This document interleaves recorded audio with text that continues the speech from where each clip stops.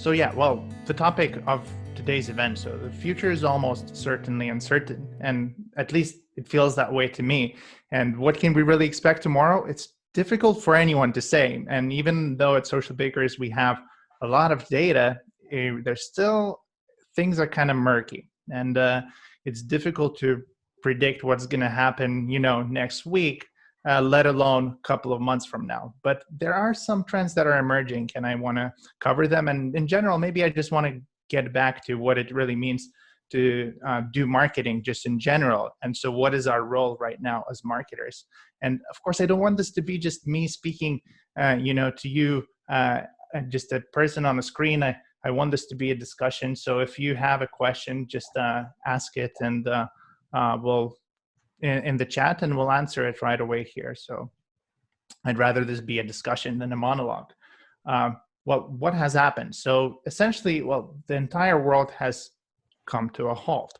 And with it, really, our business as usual strategies have stopped as well. And for a while, actually, it stopped completely. We didn't know what to do. And now I think a couple of weeks in, maybe a month in, we're kind of starting to figure out what those strategies should look like.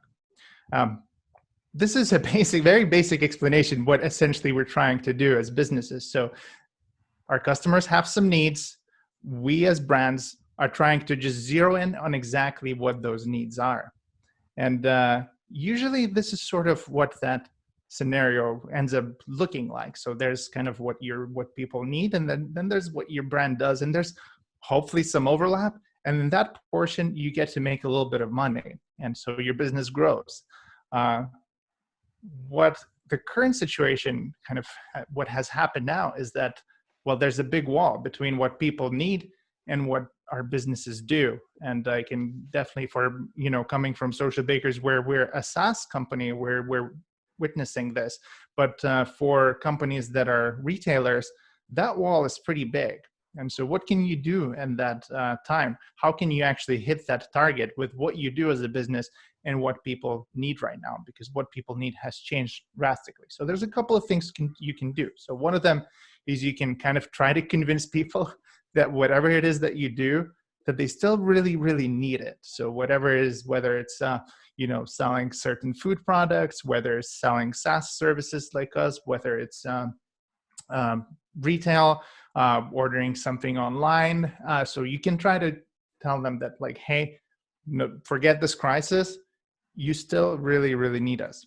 Or you can go the other route, and you can kind of see, like, okay, obviously people don't need right now what we do, but how can we become a brand that delivers to what people need?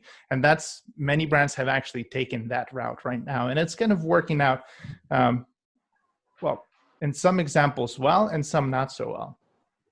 But here's some examples that were really cool and kind of touched me. So one was this is Brown's Dairy, and they're a company in Australia, and they kind of introduced the milkman.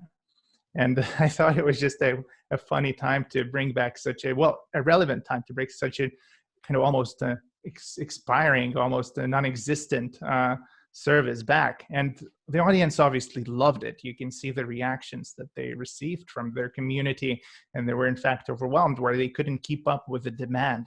And so that's one example where a business kind of, they have a product which is accessible in a store, you can go buy the milk, but the need is for people to have it inside their homes. So they kind of shifted their business model slightly to be able to meet that need. You can see that actually there's real value here. You can see this is the amount of searches for the milkman on Google. This is just Google Trends that I checked. So they definitely tapped into something there. And for instance, some milk delivery as well. And I think I Googled it as well, because I really didn't need milk. Coffee delivery, obviously, like that's for me an interesting one, where we don't see coffee as just being brought around, like the local cafes that operate here. They could be just bringing coffee to my home, essentially. I think there's a question coming in. I need coffee delivery. Yes, Michal. Not a question. It's just something I definitely need, because it sucks doing it on my own. So. Yeah, I feel the same way. So that's one of the things too. So there's the need for coffee hasn't disappeared. What your business does, it makes coffee. How do you kind of bridge that where you have now this gap between the COVID, like the COVID-19 wall sort of problem, where how can you still tap into that need?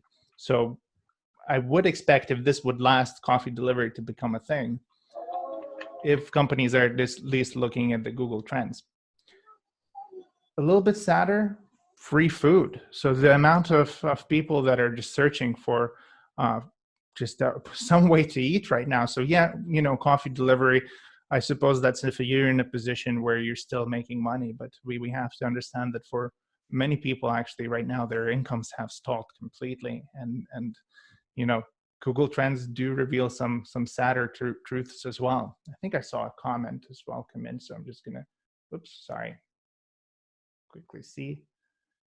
So Julia says, in Moscow, Russia, they launched an app that offers coffee delivery from participating coffee shops. Makes total sense. What a cool idea. Jump back in. All right. And if your brand actually really doesn't have a way right now to kind of tap into the need of consumers, if it's just too far from what it can deliver, then you have the option to be helpful in some other way. And many companies have done that, obviously. The obvious ones being many of the auto manufacturers switching their business models to essentially make it's not even a business model, they just change their manufacturing line to produce ventilators or produce medical equipment. And just I really like this approach from Coca-Cola, where it just donated their social feeds to actually something useful. Maybe now it's not the time for Coca-Cola to be sharing this information.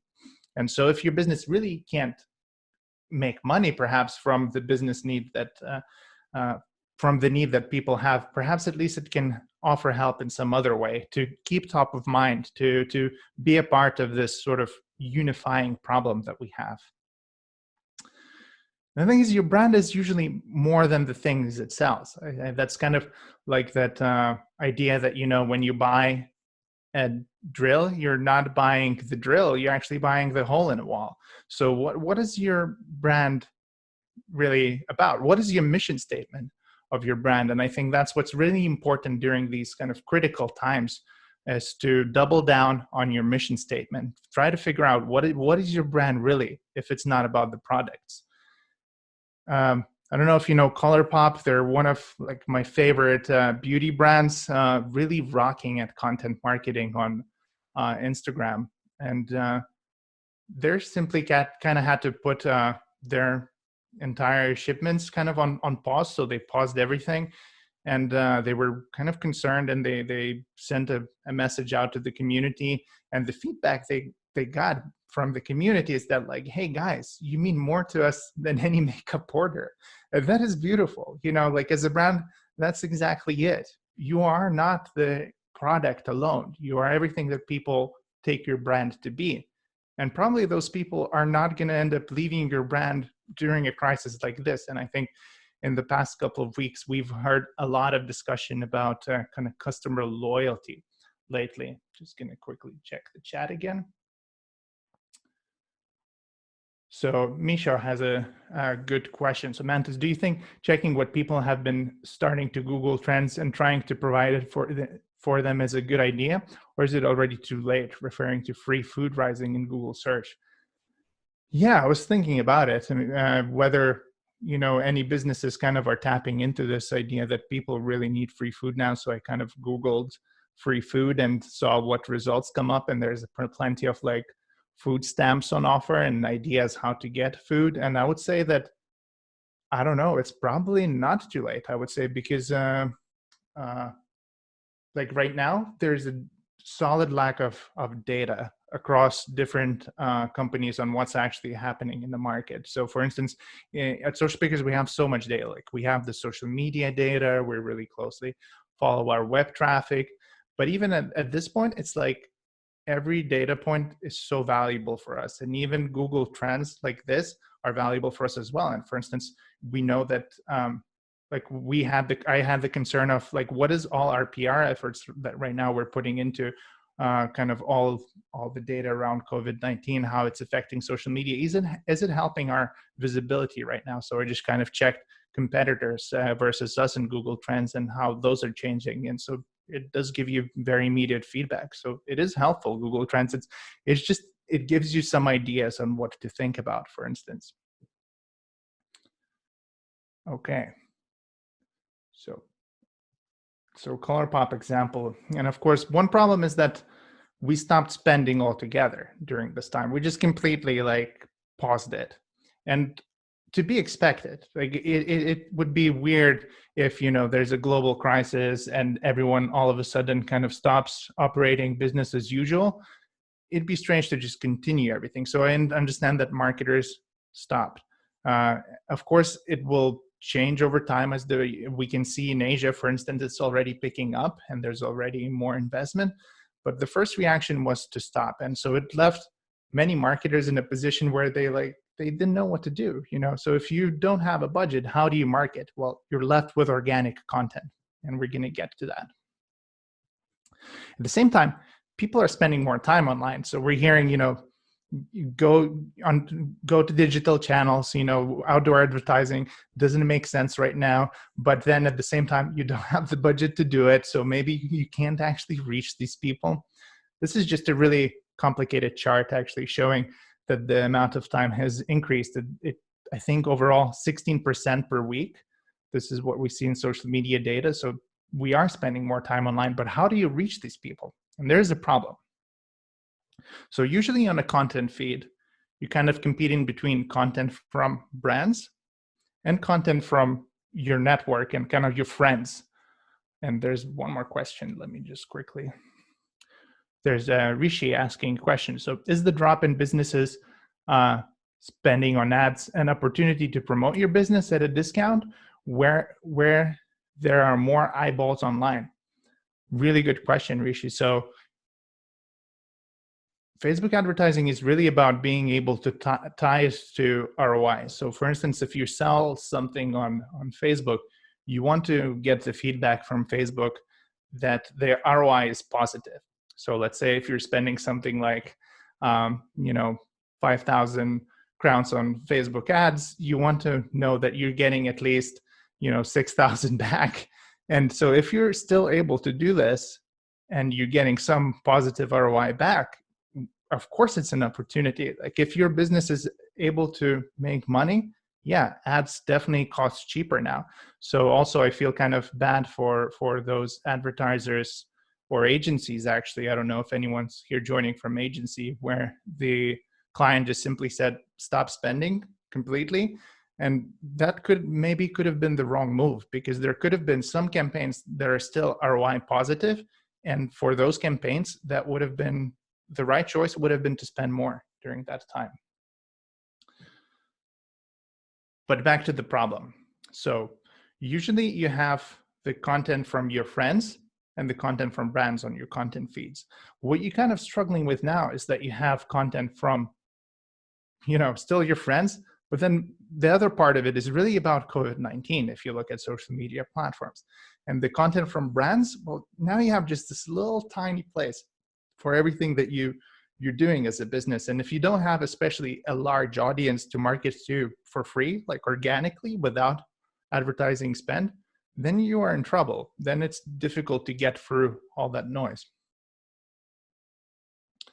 And then there's the entire working remotely thing. Like, anyone's having a problem with that? I certainly am. Just from a point of view of insane amount of communications. Like I think that Socialbakers is in some ways a very digitally transformed brand, but just the amount of incoming messages that I'm receiving from all the channels that we're using, it's pretty crazy. So on top of that, we have to think about consumer needs and how can a businesses meet the consumer needs, and how do we do that while working or all remotely? That's a nightmare. That's actually, I think, a snap from an ad from Chase Bank in the US, where they took the remote thing and made it a campaign where they kind of said that, look, for us, it's still business as usual. We still have calls with our clients, and you can call in. And I just really liked it where they actually made working remotely part of their campaign. And what a simple ad to do. And then the last thing that's kind of looming for all of us is the ongoing recession that can last, a year. So this was, I think, this snapshot. It's a really cool resource. It's like Bloomberg's economic sort of trends calculator, and this was March 10th. It was at 53%, so it was sort of falling, and it was like, okay, there's still maybe hope. We're going to get through this. And then April 8th, it was already at 100%. So we're past that point. Now there's going to be a downturn. This is just to kind of look at how well this model predicted the previous recessions. So in 2001, it kind of got it on point. In 2009 as well, 2008 recession. And looks like, based on this model that takes a number of factors into consideration, we're heading for it too. So, this is one negative part of the presentation. I'm really sorry. We have some comment from Michal, plenty of advice there on what he's seeing. Thanks. And Elena saying, so remote is actually better, a good filter for which meetings are important and which are not. Things are getting solved faster by message versus by email as it was before. Yeah, thank God. Like, so many meetings that we didn't need are now off the agenda. But personally, for me, I'm still struggling with too many emails and too many messages. When those meetings became messages, it's still something that needs handling.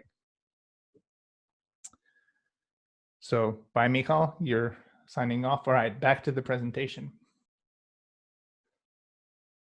So, and marketing, of course, plays a crucial role in the recession, and that's something that we'll need to discuss briefly as well. So I think I have this section later in the presentation, but just briefly, what the point of marketing is for you to kind of shorten the duration of the recession, and also just how far you fall. And so we as marketers now have a critical role actually in helping your businesses ease through this time. So if this lasts, economically, if the recession lasts something like 6-7 months, a year maybe, we have a huge role in softening that for our business. So this is just to outline the problem. So we have the consumer needs that change really too fast for our businesses to be able to adapt to them. If for instance we knew that the lockdown was coming in 3 months, we would have been able to adapt somehow. We would have been able to change our business models. Restaurants would have been able to find ways to deliver food faster. Then another problem is we lost our budgets. So now we totally reliant on organic content, and it's not easy. The remote thing, pretty messy. And then there's a looming recession. So what a crazy time to be a marketer right now. So that was a kind of an intro about what's happening in the world. But now I want to move into, well, what's going to emerge out of this, and what should we be preparing for, and something that I think we can take away for after this presentation. So just a little bit about our company. It's of course located around the world, but that doesn't matter now. We're all online anyway, but you could go to all these offices. And right now it just sort of looks like this. I suppose I haven't been, but I imagine it's just a lot of robots and a lot of data at the Socialbakers offices. And we have a lot of data. I've already stressed it a couple of times. And I think it is looking at that data that allows us to really see the trends quickly and kind of predict of what's going to happen in the future. And we kind of crunch that data and put it together into one sort of solution, a platform that you can actually, anyone can try it for free, start the trial, see how it works, and how you can use kind of social media data to help you. And because our practice is really social media marketing, a lot of the data I'll be referencing in the slides to come is about social media. So what do we see hiding in our data? Well, we're making an insane amount of content. It's crazy. It's really nuts at the moment. So I want the audience to kind of take a guess. How many posts did the following brands that I think you all know publish in 2019? So Zara, what do you people think? Like in a year? Is it above 100? So this is on Facebook and Instagram.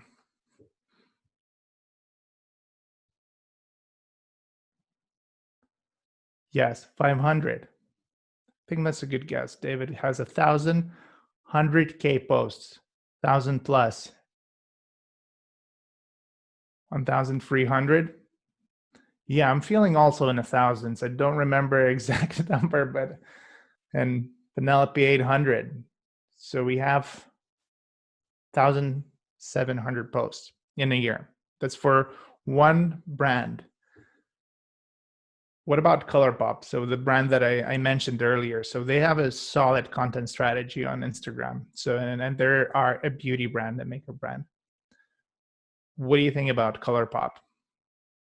3K from Andrea.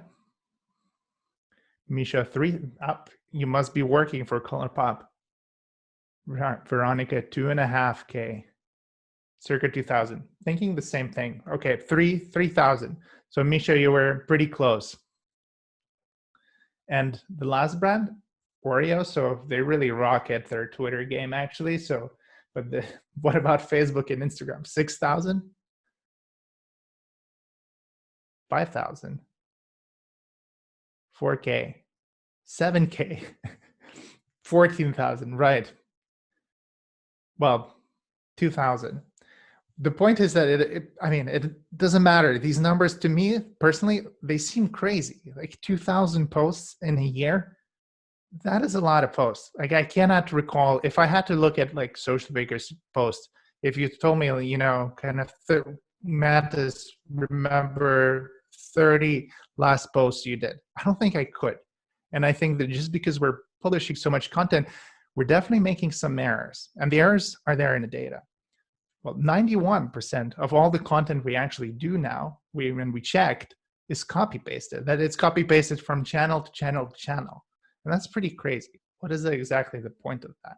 This is actually how it breaks down between platforms. So majority of the posting, of the copy-pasting kind of happens from Facebook to Instagram. And then it goes from Facebook to Twitter. Then it goes from Instagram to Facebook. And actually, weirdly, sort of the least copy-pasted platform is Twitter. So I think it's just because it's a slightly different format of posts. But we copy-paste a lot. And we also check that if, we checked, so, okay, if you publish more content, does it mean in the end it adds up to more engagement? And so we looked at 3 categories. So pages that have the most followers, pages that are the most engaging, and pages that post the most content. And what we found is that, pages that post the most content don't get the most engagement. So more content does not equal more engagement. More content leads to more boring content. And I think that's something that we really have to rethink. This is a really sad stat for me. So the average video length on Facebook right now, it's something like 23 seconds. And the average watch time, well, it's 4.57 seconds. That is a fraction of the entire video. And that's for most brand videos out there. And so we, as a company, we put out a lot of Facebook videos out there. And for me to kind of know that most of that content is not consumed, it begs the question, why are we actually doing this? What is the point of this? And I think this is where we really need to start thinking about, so how do we actually solve this? If no one's watching this content, if we're now just copy pasting content across channels, what should be the future? This is actually what 4.57 seconds feels. It's exactly this GIF. It's really not much time for anything to happen. And so what usually happens when we post our content on social media, so we check the different content quality grades, essentially. So our AI kind of looks at all the content that's out there and it tries to grade it based on the quality that it kind of imagines, like what that engagement would be. So it goes from A+ to D. There's no EF. We try to exclude those really sad scores. But for deep, so, and what does this mean? I should be more clear. So this means the amount of money where advertisers kind of allocate based on content quality. So right now, if you take the entire marketing ad spend budget, let's say that you have, so we're putting 25% of it on really bad content. So when we create these videos that no one's watching and we copy paste this content, so we spend 25% of our budget on posts that actually people don't really want to engage with, which is just part of the problem. And then it looks, if you kind of look at the ads, what's happening in the ads part of our marketing, it's also a little bit concerning. So these are the impression to clicks rates and clicks to purchase rates that we're seeing on Facebook ad accounts. So it's like something 1.5% from impression to clicks and 0.3 from clicks to purchases. Now, the percentages are easy to understand, but I think it's a better kind of visualization like this. So 3 out of 200 people will kind of be compelled to click on your advertisement. 3 out of 200. I think it's kind of like, if I was in this presentation right now and maybe 2 of you were listening out of everyone, I probably should be concerned. I should stop speaking and ask, and that's what we're doing with our advertising right now. So here are a couple of problems. So kind of post like maniacs, we copy pasted content everywhere before all this happened, and we spent without really results sometime. And there was kind of a looming recession anyway before the COVID-19 crisis, before all of this happened. So what's the way out of this? How do we actually fix this content problem? And I think now is a particularly good time to do it because, well, time has sort of stopped. Businesses kind of went on pause. So I'm just going to share a couple of ideas or kind of predictions for what we're going to start looking into after this is over. So I think we all need reliable access to audiences. Our audiences can't all be behind a paywall. And what do I mean by that? So you can't just rely solely on advertising to reach your audience, because what happens when your budget is entirely cut? Well, then your access to your audience is cut as well. So we need a direct access to our audiences, which is essentially content marketing.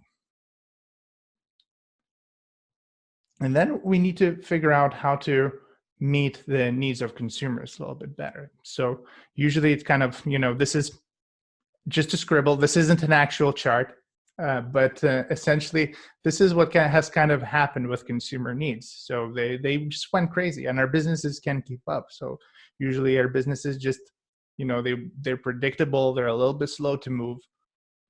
But we need to start looking more like this, where we're able to shift our business models a little bit faster. And that's not easy to do, but we have to get a little bit more clever.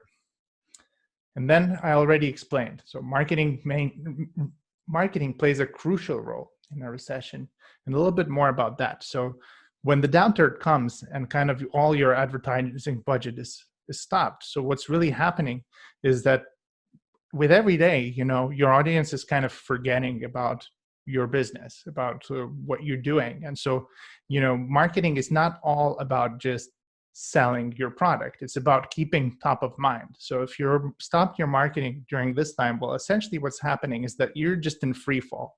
And if the recession is kicking in, you're actually not softening how far you're going to fall.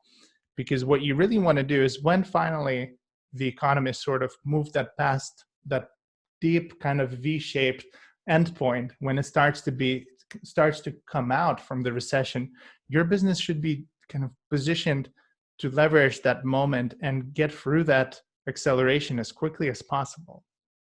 So marketing is really crucial. We actually have an important role right now as marketers, and we need to convince actually our business owners and whoever's in charge of the budgets to spend actually a little bit. And the other thing that I really want to stress is, again, back to the game of how many posts did brands publish. So I was curious about Nike. So I checked how much Nike published. And what do you guys think? How many posts did Nike publish in 2019? 393. All right. 80 from Eva, 500. Tricky. Yeah, I think Eva, you kind of nearly got it. 55 posts. And I think this is the last and the most critical point, is that we got to slow down with our marketing a little bit, with our, at least what we're seeing on social media. But I bet it is like that with other parts of marketing as well. And of course, yeah, it's only 55 posts, but it's not like Nike's struggling to be on top of mind. And I think we all could learn from that. And sometimes I see that as well in other department. We're just moving so quickly. We're doing stuff so fast that we almost don't have enough time to take a breath, look back at what we're doing, and maybe improve upon the next month and the next month. And I think this is the perfect time to slow down a little bit and look at those things. And so I feel like I spoke a lot and for a long time, but I'd rather kind of hear it from you and have a discussion at this point. So I'm going to open it to the Q&A.